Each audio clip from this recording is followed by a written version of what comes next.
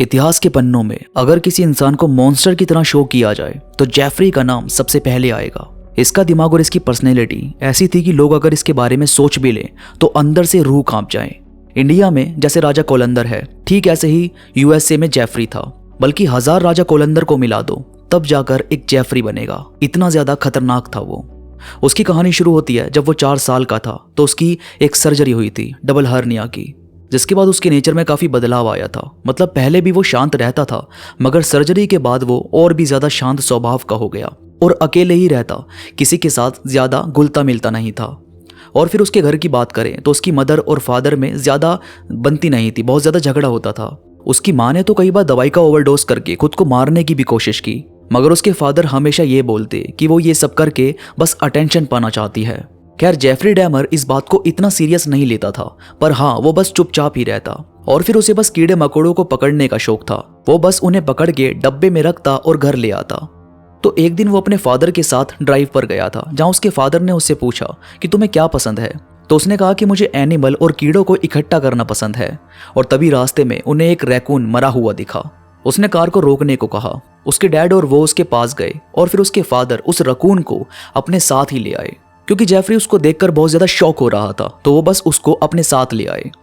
अब जो जेफरी के डैड थे वो रिसर्चर केमिस्ट थे, तो उनके पास कुछ रिसर्च के टूल वगैरह भी थे। तो उन्होंने घर जाकर बस उस रकून को जेफरी के सामने खोलना शुरू किया, यानी उसके इंटरनल पार्ट्स को दिखाने के लिए। और ये चीज जेफरी को कुछ अलग तरह से पसंद आने लगी। जेफरी के डैड को लगा कि शायद वो रकून के इंटरनल बॉडी पार्ट्स को समझेगा और जानेगा कि सारे फंक्शन कैसे काम करते हैं। तो हो सकता है कि उसका इंटरेस्ट इन चीज़ों में बढ़े और वो डॉक्टरी लाइन में आगे जाए। लेकिन जेफरी का इंटरेस्ट उनकी किसी भी बात में नहीं था, बल्कि वो तो बस अपनी अलग ही दुनिया में खोया हुआ था। अब ऐसा कई बार हुआ कि मरे हुए जानवर को वो अपने साथ ले आए और जेफरी को उसके बारे में समझाया। लेकिन जेफरी ने कई बार तो खुद ही बहुत सारे एनिमल्स को काटना शुरू कर दिया था और उसके घर के आसपास भी जानवरों की बहुत ज़्यादा बदबू आती थी। और फिर धीरे धीरे उसका रवैया कुछ बदलने लगा। वो स्कूल में नशे करने लगा, क्लासेस में बियर पीकर जाने लगा। और फिर जब वो 14 साल का हुआ तो उसे समझ में आया कि उसे लड़कियों में नहीं बल्कि लड़कों में इंटरेस्ट है। लेकिन उसे बहुत ही जल्दी ये समझ में आ गया कि वो नॉर्मल सेक्स नहीं करना चाहता। वो जब भी मास्टरबेट करता तो हमेशा जानवरों को कट करने के बारे में सोचता और कई बार तो उसने जानवरों के साथ ही अपनी फीलिंग को शांत किया। और जब उसके अंदर ये फीलिंग्स बढ़ने लगी तो जानवरों से हटकर वो लड़कों के बारे में ये सब सोचने लगा। और फिर कुछ टाइम बाद उसके फादर और मदर का तलाक हो गया, जिसमें उसकी मदर अपने दूसरे बेटे डेविड को अपने साथ ले गई और फादर उसी दिन किसी होटल में रहने चले गए। और यहाँ पर अपने घर पर जेफरी बिल्कुल अकेला था और सबके जाने की वजह से वो और ज्यादा नशे करने लगा। और जब वो ऐसे अकेले रहने लगा तो उसके साथ में पढ़ने वाला एक लड़का स्टीवन हिक्स उसकी तरफ वो अट्रैक्ट होने लगा। वो स्टीवन को अपने घर ले आया, उसने उसके सिर पर मारा और गला दबाकर उसको मार दिया। और यहाँ पर वो रुका नहीं। जेफरी ने बताया कि उसे पता नहीं क्या हुआ था, पर उसको मरा हुआ देखकर जेफरी के मन में सेक्सुअल थॉट्स आने लगे और फिर उसने उसकी डेड बॉडी के साथ सेक्स किया। और इसके बाद उसने उसकी बॉडी को कट किया और अपने गार्डन में जला दिया। और उसके कुछ वीक बाद उसकी हड्डियों को चूरा करके अपने गार्डन में जो पेड़ थे उनके अंदर डाल दिया, उनकी जड़ों में डाल दिया। स्टीवन था जेफरी का पहला शिकार।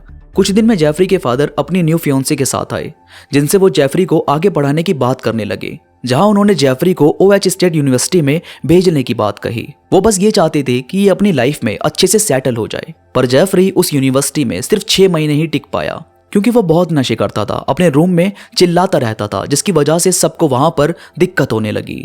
इसके बाद उसके डैड ने यूनिवर्सिटी से उसको निकालकर आर्मी में भेज दिया। अब आर्मी में वो मेडिकल स्पेशलिस्ट के तौर पर ट्रेनिंग लेने लगा। और फिर ट्रेंड होने के बाद उसको और उसके बाकी सोल्जर्स को जर्मनी भेज दिया गया।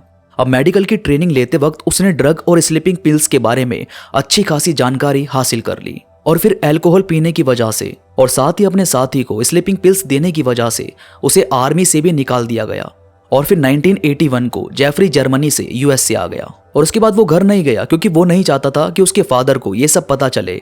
तो वो बस फ्लोरिडा गया और छोटा मोटा काम करके दिन गुजारने लगा। और वहां पर उसने एक घर रेंट पर भी लिया था, पर क्योंकि उसे नशे की लत थी जिसे वो अकेला पूरा नहीं कर सकता था, तो वो फिर से अपने फादर के पास रहने आ गया और इन्हीं के साथ रहकर जॉब ढूंढने लगा।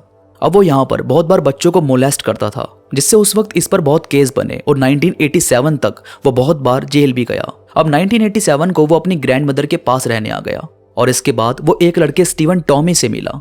वो इसे एक गे बार में मिला। जेफरी ने उसे अपने साथ होटल आने को कहा। अब यहाँ वो बस उसके साथ अपनी फैंटेसी को पूरी करना चाहता था, उसे मारना नहीं चाहता था। पर जब वो अगले दिन सोकर उठा तो उसने देखा कि स्टीवन तो उसके बगल में मरा हुआ पड़ा है। उसके सिर पर चोट लगी थी और हाथ पैर में चोट के निशान थे। पर क्योंकि ये होटल था तो जाहिर है वो यहाँ तो इसको छोड़ नहीं सकता था। तो वो बस बाहर गया, एक सूटकेस लेकर आया जिसमें उसकी बॉडी को डालकर अपनी दादी के घर ले गया। अब उसने फिर से बॉडी के साथ वैसा ही किया जैसा उसने पहली दफा किया था। पर इस बार उसने सिर को नहीं फेंका बल्कि उसके सिर को अपने पास रखा एक केमिकल में डालकर, ताकि वो खराब ना हो। क्योंकि उसे ये वाला स्टीवन बहुत हैंडसम लगा था और बस वो उसको अपने साथ रखना चाहता था। और कई बार उसने उसके सिर को मास्टरबेट करने के लिए भी इस्तेमाल किया था। और इसके बाद वो बस बार्स में आदमियों को पकड़ता और अपनी सेक्सुअल एक्टिविटी को करता और उन्हें या तो मार देता या फिर जाने देता। और फिर एक दिन उसने किसी को कहा कि मैं तुम्हारा न्यूड फोटोशूट करना चाहता हूँ, जिसके बदले में मैं तुम्हें पैसे भी दूंगा। वो उसे अपनी दादी के घर ले आया, जहाँ उसको गला दबा कर मार दिया और बाद में उसकी बॉडी के साथ सेक्स किया और फिर बॉडी बस ऐसे ही पहले की तरह साफ कर दी। और ऐसे ही उसने बहुत सारे लोगों के साथ किया। और फिर जेफरी की दादी को शक होने लगा कि वो कुछ तो गलत करता था। और एक बार वो रोनाल्ड फ्लोवर नाम के शख्स को अपने घर लेकर आया। उसने उसकी कॉफी में स्लीपिंग पिल्स मिला दी। पर क्योंकि उनकी बीच में कुछ बहस हुई तो जेफरी की दादी नीचे आ गई और बेसमेंट में ही पूरी रात बैठी रही। जिसके बाद नेक्स्ट डे रोनाल्ड की आंख कहीं बाहर खुली और जागने के बाद वो सीधा पुलिस के पास गया, जहां उसने बताया कि जेफरी नाम का एक वाइट मैन उसे मारने की कोशिश कर रहा था। पर पुलिस ने कोई भी एक्शन नहीं लिया। अब भाई पुलिस अगर थोड़ी भी तेज होती और तुरंत एक्शन लेती तो जेफरी बहुत ही जल्दी पकड़ा जाता। मगर क्योंकि किसी ने कुछ भी एक्शन नहीं लिया और सब बस उसकी बातों में आ जाते, जिसकी वजह से उसका अपने ऊपर कोई भी काबू नहीं रहता और वो बेकाबू होकर ये सब चीजें करता रहता। और फिर एक दिन वो टीनेजर को मोलेस्ट कर रहा था, जिसके बाद वो पकड़ा गया और उसे 5 साल की सजा सुनाई गई। लेकिन कुछ सुरागों की कमी और अपने फादर के अच्छे लॉयर की वजह से वो इस केस में बच गया। क्योंकि कोर्ट में उसके लॉयर ने कहा कि उसकी एक्शन उसकी पास्ट की लाइफ के ट्रॉमा की वजह से है। और फिर ये भी कहा कि वो पर्सनैलिटी डिसऑर्डर से पीड़ित है, यानी वो सोशली ज़्यादा एक्टिव नहीं है, इसलिए वो लोगों के साथ ऐसा बिहेव करता है। अब कोर्ट ने कुछ हियरिंग के बाद उसे अपनी फैक्ट्री में काम करने को बोल दिया, मगर उसे रहना जेल में ही था। और फिर जेल का टाइम पूरा करने के बाद उसने अपना एक अलग फ्लैट लिया, जो कि उसका लास्ट फ्लैट होने वाला था, जिसका नंबर था 213। और इसके बाद वो रमोन नाम के एक लड़के से मिला और उसने यहाँ पर अपना पहला शिकार किया। अब वो यहाँ उनके आइडेंटिटी भी अपने पास रखने लगा, जैसे आई कार्ड, बैचेस या फिर उनके अंडरगारमेंट्स।